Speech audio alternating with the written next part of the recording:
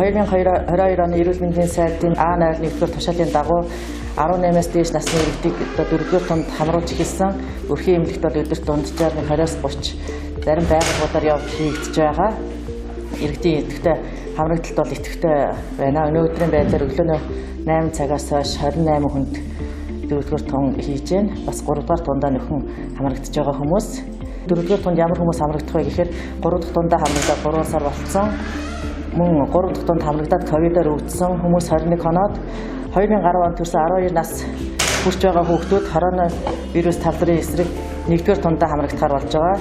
Мөн энэ жил 18 нас хүрсэн хүрч байгаа иргэд бас 3-р тундаа хамрагдахаар вакцинжуулалтын үйл ажиллагаа өрхийн эмнэлэгтээр явагдаж байна.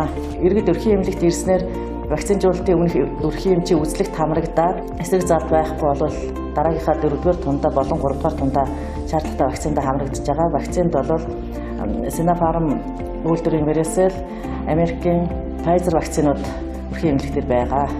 Энэ вакцинжуулалт хийлгэснээр иргэд бол омикрон хувилбар болон ковидоор өвдөх эрсдлээс сэргийлэх, хүндрэлээс сэргийлэх, нас баралтыг бууруулах ач холбогдолтой байгаа учраас иргэд вакциндаа идэвхтэй хамрагдахыг бас өрхийн эмнэлгийн зүгээс уриалж байна. Вакцинжуулалт бол өрхийн эмнэлэг дээр өглөө 8 цагаас орой 16 цаг 30 минут хүртэл хамрагдаж байгаа.